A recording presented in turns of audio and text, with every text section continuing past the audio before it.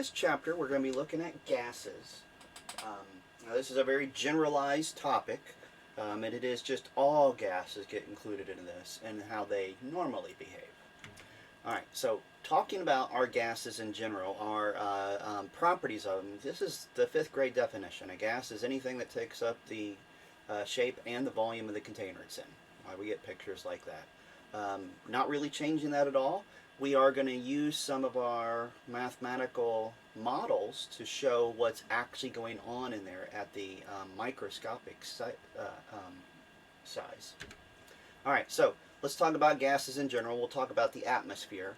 Majority of the atmosphere is nitrogen, about 78%, about 21% oxygen.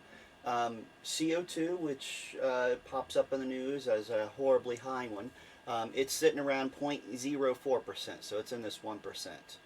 And water, so on a very humid day, about 80 degrees outside, water can be approaching 4% of the air, which is why they're specifying this as dry. But water varies quite a bit in the atmosphere, but about 4 or so is about the highest percentage it will get. All right, other properties. Turns out our properties of gas, they all exert a pressure. Now you don't notice that because we're used to the pressure around there. So that atmospheric pressure is the gases constantly colliding with us and everything around us. When you fill up a balloon, for instance, you're getting the pressure inside to be equal to exactly what it is outside, which is why that balloon expands, because you're just putting more and more air into it. And technically gases are very low density compared to solids and liquids, and gases are compressible, while liquids and solids pretty much are not. All right, the first study of gases and to try to figure out what was going on with this was done back in the 1600s by this Italian guy, and all he did was he actually filled up a vacuum tube with some, put it down in some mercury and let it pull the mercury up. Now, he found that that level of mercury went up to about 760 nanometers every single time, regardless of where he was at. And it would vary. And the reason it was varying is because the atmosphere pressure was pushing down on it or less on it. So we have high pressure days and low pressure days. The barometer is what this is called, and that is typically how we still use to help predict weather. We don't necessarily do it with mercury barometers anymore. We have better ways, and even little microchips that can read pressure. And even some of you, your cell phone actually has the ability to get atmospheric pressure. All right, our various units of pressure that come up, and this is an unfortunate fact that there isn't a unit. The Torelli, the torr, was that first unit, which is why we got this 760 torrs. Well, that's the same as millimeters of mercury, because that's really what it translated to. It moved mercury up into that capillary tube about 760 millimeters. All right, those are the two originals, but to be quite honest, inches of mercury were probably very quickly adopted because there was already millimeters and inches difference. And the physicist people care about pascals because that relates it more to a physical force, like how comparable to pushing something up a hill. And PSIs pop up again here in America, pounds per square inch. So we're talking about how much pounds of force is pushing that mercury up. But those are all different numbers. And then ages ago, some chemists got lazy and just created their own unit and just said standard atmospheric pressure was 1. All right, we will need to convert from any one of these units to the other. And you do not need to keep these memorized. These are actually conversions that are given to you. For instance, if we wanted to do something like that, if I want to calculate the pressure of CO2 in kilopascals from millimeters of mercury, I actually will just start with that millimeters of mercury, and I'm going to come up with a conversion factor that has millimeters of mercury, the units I have, and kilopascals, the units I want. And my conversion factor is just these standard atmospheric pressures. So standard atmospheric pressure for mercury is 760 millimeters of mercury, and the kilopascals 101.325. So if I want to do this conversion, just bring up my calculator here. Do that 553.6 times 101.325 and divide by 760, and I get 73.81. Now, this happens a lot because there's plenty of times the various units are used. More often than not, in chemistry, we use the atmospheres, but that's not absolute. So we will be converting these units back and forth more regularly as we get more into chemistry classes, like Chem 1 and Chem 2. Alright, so we're going to start talking about how gases affect properties when you change one. What I mean by that, what happens to the pressure of a gas when you change the volume? Well, you probably know about that one because everybody probably has seen a bicycle pump. That's supposed to be a bicycle pump. Yes, I know, it's terrible drawing. But that works by pushing that handle down, which decreases the volume, but it increases the pressure. So we know a lot of these interactions. We're just going to look at them from more of a mathematical sense or scientific view.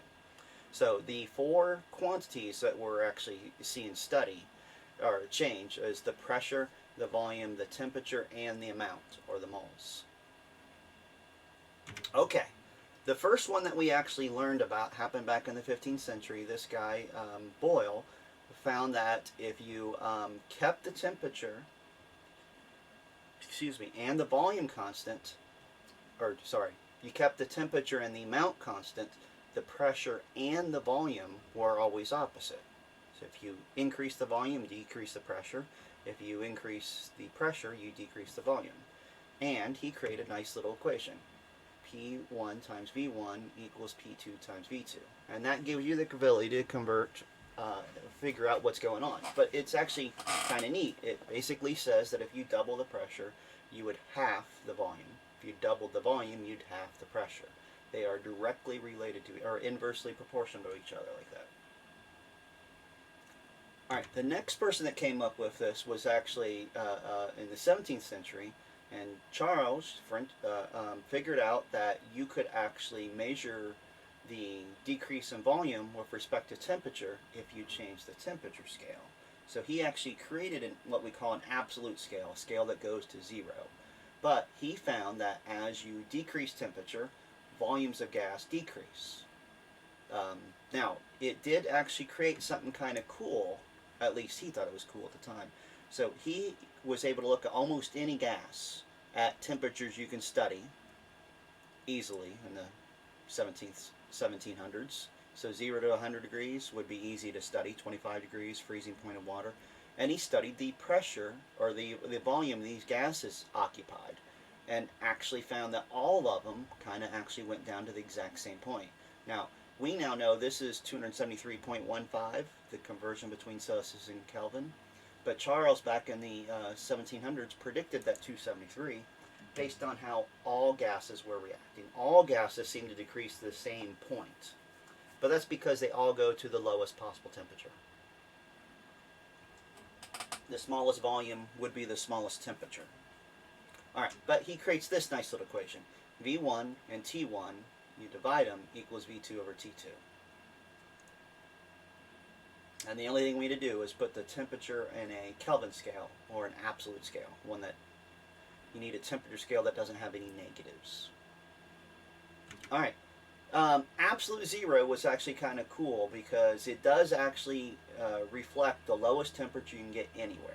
Now, it is right around 217.15 degrees Celsius, and at one time, the University of Florida had the lowest temperature recorded. They have a cryo lab that's near the football stadium. It's actually deep underground. It's like 10 floors down, so the vibrations of the road don't throw things off. But pretty sure this 2003 research, that was the last time an American research firm had the lowest temperature. I think all the current ones, or the lowest one, is a Chinese college or university. Okay, next law we're looking at. Ooh, tiny little law. I can make this bigger, I think.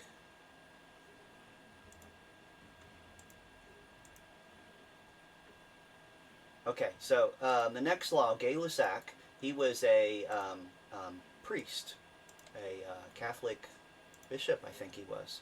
Um, but he actually studied the relationship between pressure and temperature. So this would be the don't put the aerosol can in the fireplace because the pressure goes up and up and up as the temperature goes up, and eventually the can fails.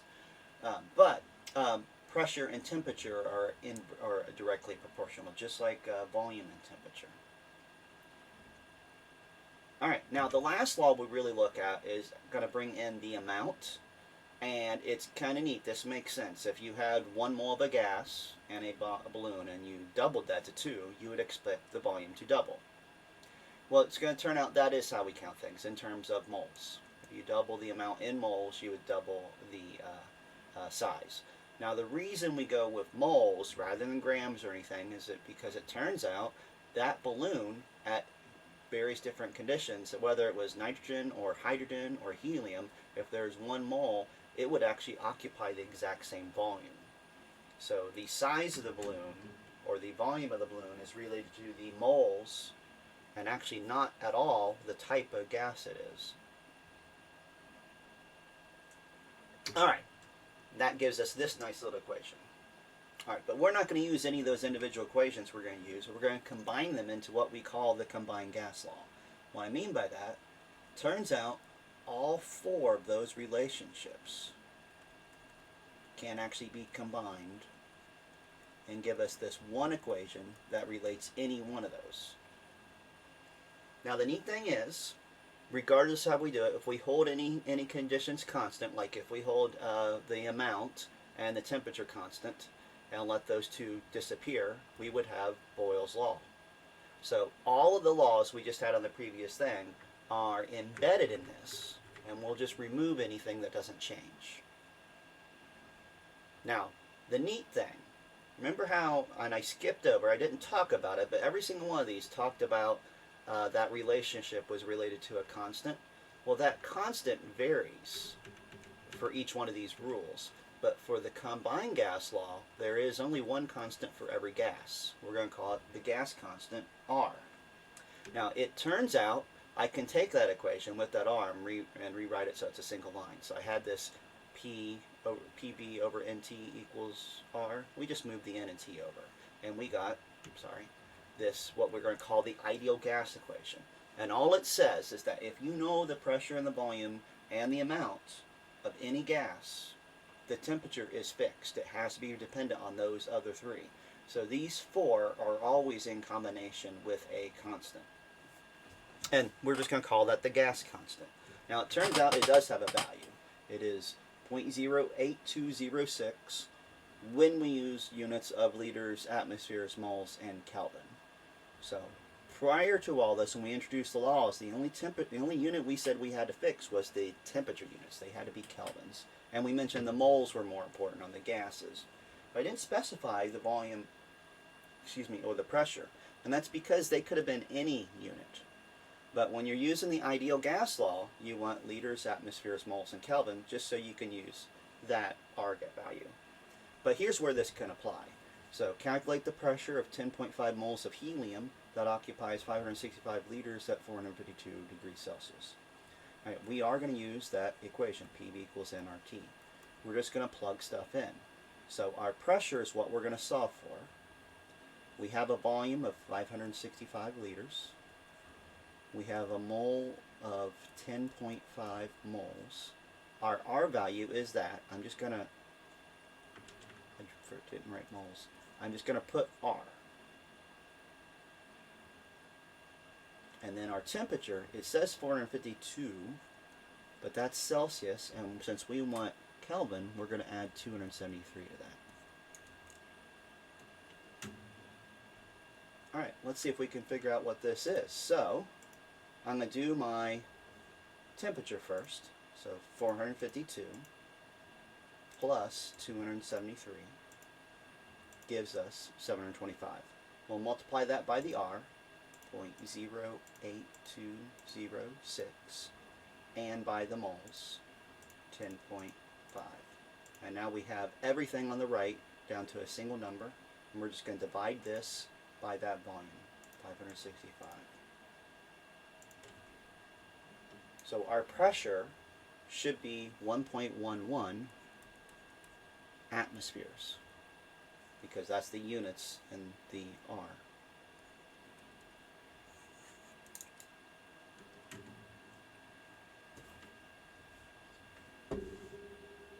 Okay, let's do another one of these just to see what's going on and see if we can figure all this out.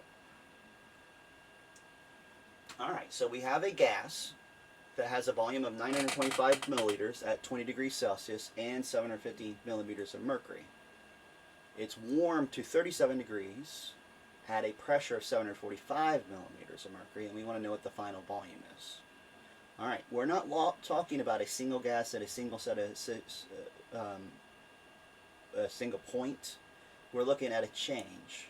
So since we're changing it, we're going to use that combined gas law equation.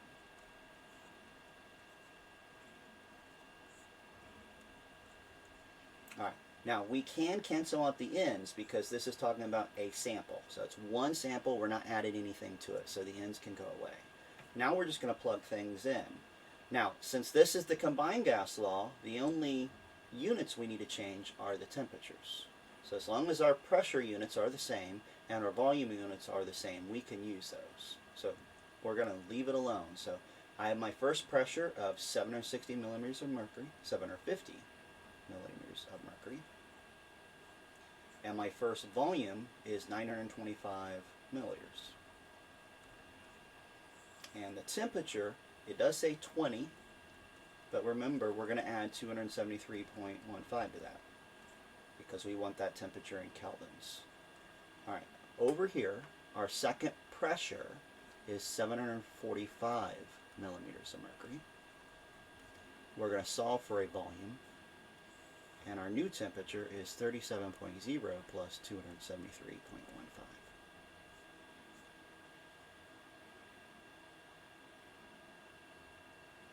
Okay.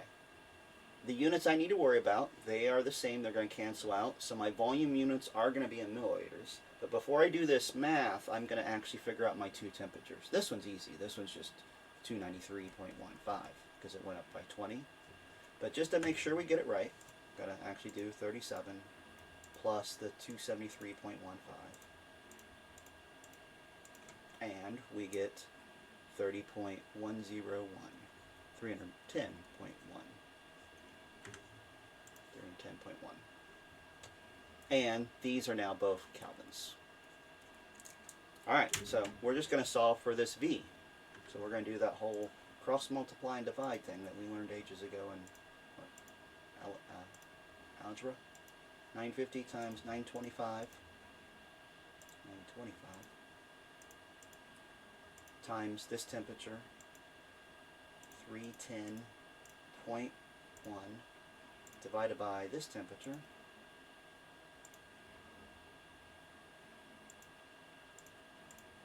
and also divided by the 745. I get a new volume of 985 milliliters.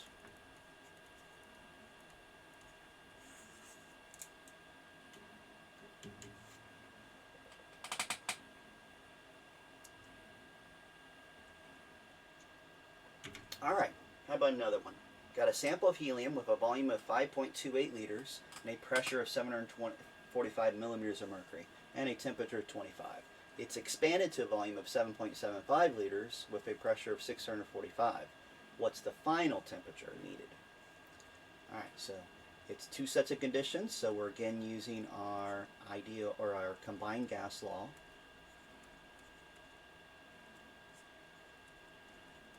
And it is a sample, so our ends are going to go away. So we're plugging stuff in. My first pressure, 745 millimeters of mercury. My first volume, 528 liters. And my temperature, 25 degrees Celsius. So we're going to convert that to Kelvin. And that's going to be equal to, situation our second pressure is 645 millimeters of mercury, and a temperature 7.75 liters, and this time we're going to solve for our temperature. And it's going to be a very similar type of question to the last one. So 25 plus 273, it's going to give me 298.1. I'll multiply that by 645 and by 7.75, and then I'm going to divide this by 745 and by 5.28, and we get a new temperature of 378.8. That is Kelvin. This thing wants our answer in Celsius. So before we put down an answer, we just need to take that number and subtract the 273.15. Get that this temperature is 105.8. No, 105.7. Okay. Next little thing we see. Now, remember back I said that all gases, regardless of what type it is, 1 mole occupied the exact same amount of space. Well, the only thing that would vary it, the size, the volume that is the pressure and the temperature. So we're going to come up with something we're going to call standard temperature and pressure. Ones that are easy to obtain and study and use, and then see what the actual volume is. So standard temperature and pressure, standard temperature is 0 degrees Celsius or 273 Kelvin, and standard pressure is atmospheric pressure, 1 atmosphere. So if n equals 1, we can now solve for V, because we have this wonderful equation that applies to anything that's at a fixed set of conditions. So PV equals nRT, and if I put in here 1 atmosphere, I'm going to solve for that, and 1 mole, and then we'll plug in that R value, and our temperature is 273 Kelvin. We end up with a molar volume, so, or how much space the average mole of any gas should occupy. So 1 times 0.088206 times 273, and then divide by 1, we get this volume of 22.4. Now what that translates to, a mole of any gas, regardless of what gas it is, should occupy a space of 22.4.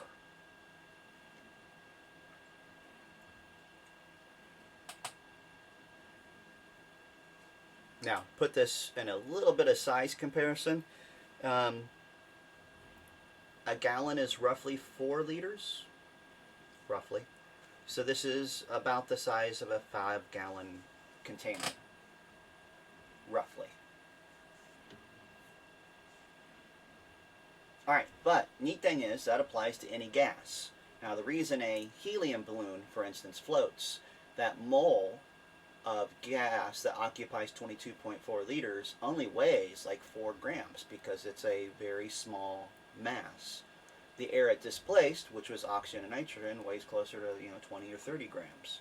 So the hydrogen balloon weighs less, which is why it goes to the top. It's almost like it's floating, because that's technically what it's doing. It's floating on the air. Okay, so that standard molar gas applies to anything, 22.4s. It's actually even so neat that we can actually use it for a comparison. Like what I mean by that, since 22.4 liters equals 1 mole of any gas, if you're given a mole of gas and wanting to calculate the liters of it, the volume of it, if it's at standard temperature and pressure, this becomes a conversion factor. It's just to be any gas. And then you can convert a gas to a volume when we're at standard conditions relatively quick. Alright, let's see what we can remember from this. So which of these lines would represent the relationship between the volume of a gas with the number of its moles? Now, if we start with our combined gas law,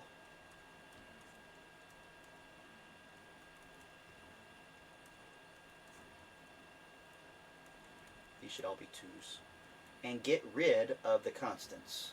So we're going to hold pressure constant, and we're going to hold or temperature constant and pressure constant on both these, we get the V over N equation. Alright, but this says, as this goes up, this would go up. And when do they actually go to 0? If this is 0, this would have to be 0 as well, right? The two lines that do that are C and D. But D implies that we're going to get to a certain point where the volume goes up exponentially, and that's not what we get when we have a direct relationship. So this direct relationship is that C line, the one that just goes up nice and evenly. They double together, they triple together, they quadruple together. Alright, let's look at this interesting thing. Now, this is a neat way to make gases. So what we do is there are certain compounds that when you heat up, when they break down, they actually release oxygen. And potassium chlorate is one that does this. So if you heat it up, it actually decomposes into potassium chloride and gives off oxygen gas. Well, we can use that to collect pure oxygen gas. And that is a technique we use to get pure oxygen. Now, it's wrong to say pure oxygen because since we're collecting it through this pneumatic trough, we started with this thing totally filled with water. The oxygen would bubble up through here, but as that water bubbles, it's going to saturate itself with the water. So, when this is all done, yeah, this is oxygen, but it's also pretty much 100% humid inside there as well. As much water is dissolved as possible. That could create problems if you wanted to calculate the amount of oxygen perfectly, because that pressure in there is actually, the gas pressure is going to be or the total pressure inside that container is going to be the oxygen and the water vapor. So if you wanted just this, you'd have to somehow remove all the water vapor or figure out how much water vapor is in there. Alright, so that's something that was looked at. Turns out this guy Dalton, ages ago, was able to show that the pressure total is always just the sum of those pressures, those individual partial pressures. And the gases never influence or interfere with each other. They're almost like, I don't know, think about it as bumper cars. They're just different colors. They don't actually affect anything on how they behave or interfere with each other. So you would just add them up. Alright, because of that, oh, that's an interesting color. The relationship is always independent of all the other conditions, and more importantly, the pressure is related to the moles of the individual gases. So remember how we said a container adds up to 22.4 liters if it has 1 mole of gas? Well, Dalton's able to show that if we had 0.8 moles of nitrogen and 0.2 moles of oxygen, since 0.8 and 0.2 add up to 1, that gas mixture would also have that volume of 22.4 because they're going to behave independently of the type of gas they are. The partial pressures just combine. Alright, so let's see how this actually applies to a mathematical equation. So we have a mixture of 2.41 grams of helium and 2.79 grams of neon, and we have it in a container that's 1.4 liters at 25 degrees Celsius, and we just want to know the total pressure. Alright, there are a couple ways to solve this, but technically, since we're looking at a single set of conditions, we're just using a PV equals nRT. Now, we can figure out the moles of helium and the moles of neon, and then we could figure out the pressures individually, but I'm going to do this slightly different. So we're going to solve for one pressure for that one mixture. So it's all in that 1.05 liters. But here's where this gets interesting. To get our N here, we're going to take that 2.41 grams of helium and convert it into moles. Getting the mass right off the periodic table, helium has a mass of 4.003 grams. And we're going to add to that neon mass. But we're going to convert it to moles as well using its molecular weight. So these two together would be the moles of both gases together, which is what we're going to use. That's R, and 273 plus 25 is 298 kelvins. All right, so you see what we did there? We didn't solve them individually and combine the pressures. We combined the gas together and made 1 mole of that gas. And we can do this either way, because the only thing that really ever varies in this is those partial pressures of each individual gas, or how much they make up. And we can flat out just add them together like this. So 2.41 divided by 4.003, we're going to add to that 2.79 divided by 20.18.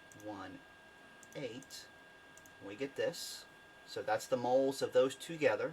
Multiply that by R, 0.08206, and by the temperature, 298, and then divide it by the pressure of 1.004, and we get a volume of 18.0, or we get a pressure of 18.0 atmospheres.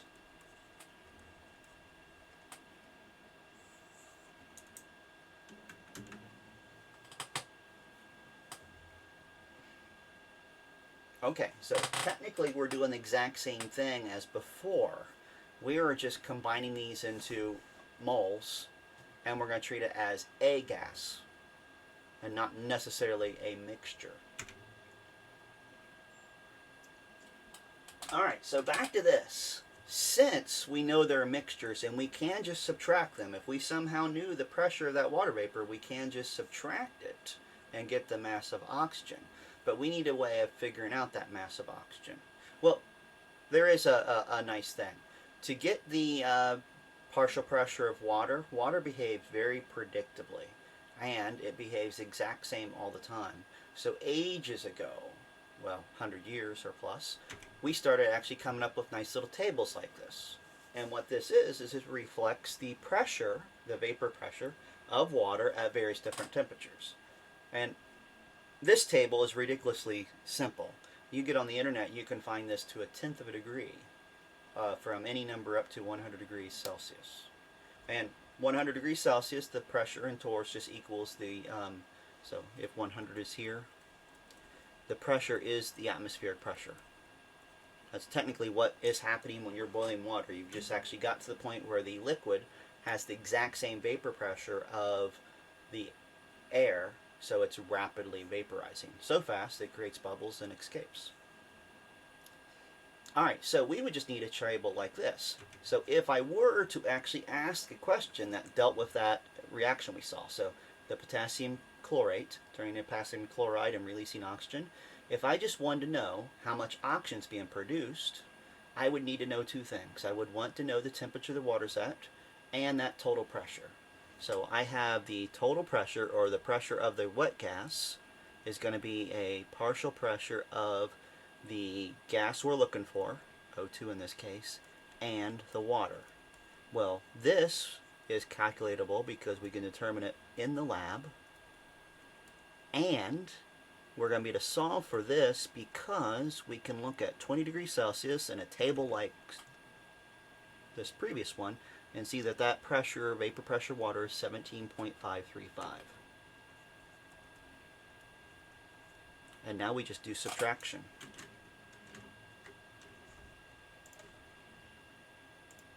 So 755.2 minus 17.535. We get a pressure of the oxygen of 7. That went away before I read it. 737.7. And now, if you had that, you could do any of our gas law calculations. We just have to get the actual individual gas itself. Alright, next thing we're looking at. Turns out our gas laws have been using moles. Well, moles are how we do relationships in any chemical equation. So what we're introducing here is, instead of just calculating the mass from a stoichiometric calculation or chemical reaction, we can calculate the volume or pressure or even the temperature if we hold the other ones constant. That would actually be exerted when something's creating a chemical reaction. What I mean by that, let's look at this. So We have a volume of CO2 at 343 degrees Celsius and 1.25 atmospheres is produced by burning 1 kilogram of sulfur and oxygen. All right, so we want to determine a volume from a mass. All right, but need something. It's supposed to be on this page, and for some reason it has disappeared. But we're burning sulfur and oxygen to create SO2. Now, I have S8 because that's actually how we find sulfur in the real world. So I need 8 of these, and therefore I'm going to need 8 of these. All right, so we are going to use this equation to actually solve what's going on. Oops, sorry. All right, so I'm not going to use 1 kilogram of sulfur. I'm going to actually change this to 1,000 grams. And I'm going to do that because the molecular weight of sulfur is grams per mole. All right, the molecular weight of sulfur is 32.0606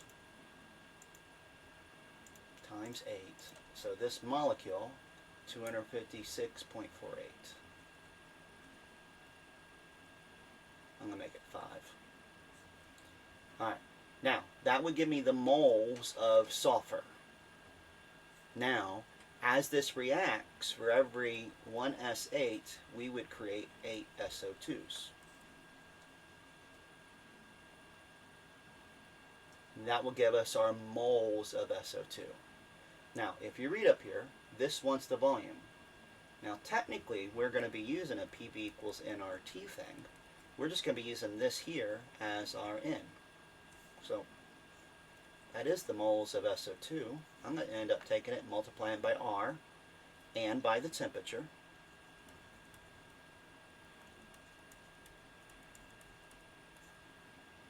And all of this is going to be equal to our pressure times our volume. Volume is what we're going to solve for, and the pressure is 1.21 atmospheres. I know I wrote it all in one continuously long, ugly thing, but we can actually break this down in our calculator. So we're going to start with that 1 kilogram. Going to convert that into moles of S8. And then convert that into moles of SO2. So that's 31 is this thing in the big brackets. Going to multiply this by our R, 0.08206, and by this new temperature, 343 plus 273. So this is N times R times the T. Now the last thing we're going to do to get this volume is to divide by the pressure. And we get that this should be 1,302 liters.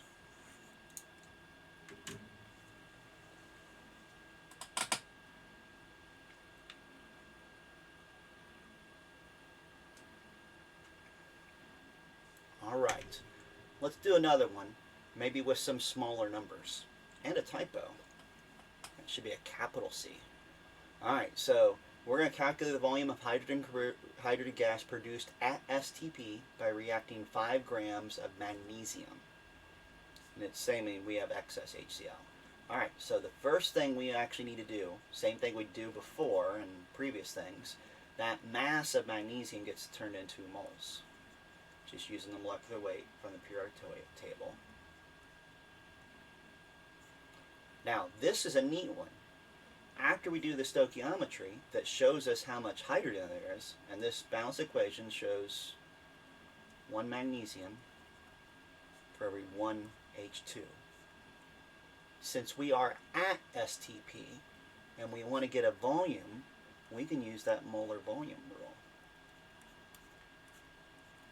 Because this is 1 mole of any gas, so we can say it's 1 mole of hydrogen. Makes this calculation a lot easier than that previous one, actually. So 5 divided by 24.31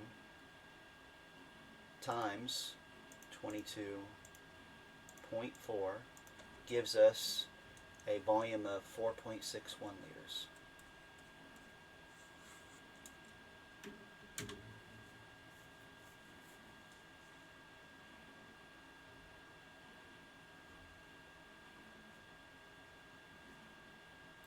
one more.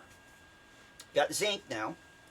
We're going to react it with some sulfuric acid to make hydrogen gas. So similar to the previous one, rather than magnesium, we're using zinc. All right. Our question, though, this time is how many grams of zinc are needed to produce 0.159 liters of hydrogen at 24 degrees Celsius if the total pressure of the wet gas is 738 torrs and the vapor pressure of water at that temperature is 22.3 torrs. All right. We are going to need to work a little bit backwards here because we're going to use PV equals nRT to get our N of the hydrogen gas using all these things. So we have a pressure, but it's not that 738 because that's the total pressure. We need to subtract the water from it. So our pressure of just the hydrogen is that 738 minus the 22.38 torrs. All right, now I am going to write it as this because remember, pressure in our PV equals nRT equation, we want this in atmospheres. So after we do this subtraction, we're going to take those 760 torrs and convert them into atmospheres.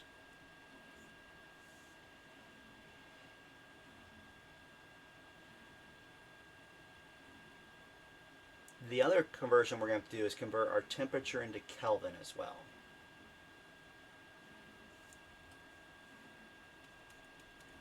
And that is 24 degrees Celsius plus 273.15 Kelvin, or conversion. Alright, so these two numbers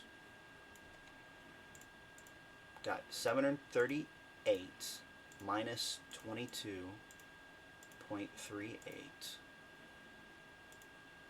and then convert that to atmospheres. That pressure, three significant figures, is 0.942. And 273.15 plus the 24 is a temperature of 297. Alright, now we're going to use these numbers to plug in here because we have the pressure and we technically have the volume, 0.159 liters. And we're going to figure out our N by dividing by R and T. So we're going to do our pressure, 0.942 atmospheres, and a volume of 0.159 liters equals N times our R, and our T is 297 Kelvin. Alright, so how am I going to isolate this? Well, I'm going to start with that pressure. I'm going to multiply that by our volume, 0.159 liters. I'm going to divide that by the R, 0.08206. And I'm also going to divide that by our temperature. And that number there is the moles of hydrogen gas produced. 0.00614. Alright, from those moles, we're going to look at our balanced equation and see for every hydrogen gas, we would have needed 1 zinc. And then to get the mass of zinc, we're going to take our 1 mole of zinc and turn it into a mass using the molecular weight of zinc.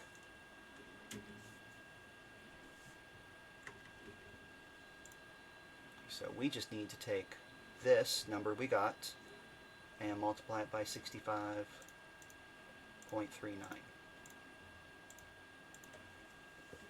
And this is only 0.402 grams. Not much, but that makes sense. We're not making a lot of hydrogen gas. 0.159 liters is a very small amount. Okay. Now that we've actually looked at our mathematical formulas and seen how this works mathematically, we're going to look at the theory that we use or we're able to create by looking at those equations. More importantly, what's going on in that small container. Obviously there's gas molecules moving, but what happens when they collide with things, and what do those collisions translate to? Alright, so we're going to view it to a degree as a weird little bumper cars thing. And we're viewing the gas molecules as the bumper cars flying around the bumper car course. And the reason they occupy the entire volume is because the same thing that happens in bumper cars. You go from one side to the other, and you only stop when you turn or collide with things. Alright, so we're going to have these main postulates that explain what's going on in the microscopic scale. So the first one, gas consists of tiny little particles. They're actually very small compared to everything else. That's in their second one. They're so small compared to the distances that we can essentially assume them to be negligible or zero. So the size of the molecules typically do not interact with or do not affect any of the calculations. That's also going to help us understand why a mole of any gas behaves the same as a mole of any other gas. Alright, number 3, the particles are in constant but random motion. They collide with the walls of the container, but these collisions are what create the pressure. We also say that the particles are assumed not to attract or repel each other. So if they collide with each other, they bounce off and keep on going just without losing or gaining any energy. And then the last one, the average kinetic energy of a gas is directly proportional to its Kelvin temperature. Alright, now we're going to look at all of these to try to understand what the heck this tells us and why it's important. Alright, so we're talking about the size of the particles being so small. By assuming they don't have any volume, we actually can make sense as to why the type of gas makes no impact whatsoever in how they behave. So, even going back to our bumper cars thing, we're saying that they're moving regardless of the size of their cars, and the cars themselves are so small that it doesn't make any difference what type they are. Alright, the next one, they're moving constantly and rapidly. They're only going in straight lines. The only time they're going to change is if they collide with a wall, and they're going to collide and bounce back almost perfectly elastically. So it'd be like hitting a wall at 90 miles per hour and bouncing back and still going 90 miles per hour. Now, their speed is proportional to their temperature. Now, there is variation, but when they talk about the kinetic energy, they always say the average. So what they're saying is, if we were looking at a particular speed of a molecule at a very different temperature, and we looked at a distribution of them all, we get nice little bell curves where the average or the peak of it is proportional to a temperature. So if this is temperature 1, if we're at a higher temperature later on, the curve's just going to spread out and be at a different bell curve point. Alright, why does this help? It's going to help us understand what's going on with these gases, why certain things affect them differently. Alright, so first of all, we're going to talk about what temperature translates to. Temperature, relating to that average speed, is actually just creating kinetic energy when things collide. So the reason a canister blows up if we were to put in a fireplace, so I've got a fixed container, the gas molecules are just repeatedly colliding with the walls, right? Well, if I double the temperature, I would double the number of collisions, because I've sped up the molecules. All of them got sped up some, so they might not be hitting with more force, but they're going to hit more often because they're going faster and the distance is the exact same because the volume was the same. So if I just keep increasing that temperature excessively, I will eventually get to the point where the number of collisions overwhelm the container and the container fails. That's why the aerosol can in the fireplace is a bad idea. It will eventually fail. But we get those nice little things, and that actually helps us understand why the pressure goes up with the temperature. So what we're talking about here is if the temperature increases, the collisions happen more often. And pressure is a result of collisions on the container. So if you increase the collisions, you increase the pressure. Next one, volume and temperature. So if I don't do anything at all to the pressure, but I change the volume, by changing the volume, I would increase or decrease the number of collisions because I've cut the volume in half. So think about this. I got container with a movable piston. I have a certain number of collisions based on the gas itself. But if I cut the volume in half and want to keep the exact same number of collisions, I need to slow down the molecules so they hit only as often as they were before. We can do that with lowering the temperature. And there's another picture representing it. Now, the biggest reason we do these, and the biggest reason we introduce the whole idea of this kinetic theory of gases, turns out gases don't always behave in that ideal manner. There are times when they start to actually interact with their containers differently. And there are times when the attractions and the repulsions cause changes in it. So it's basically, when is a gas not behaving per that ideal gas law? It helps knowing these things to help understand when that fails. Now that's more of a Chem 1 thing and Chem 2, so we are kind of done after we're introducing this idea, the kinetic theory of gases, and explaining what these things are. Alright, have a good day.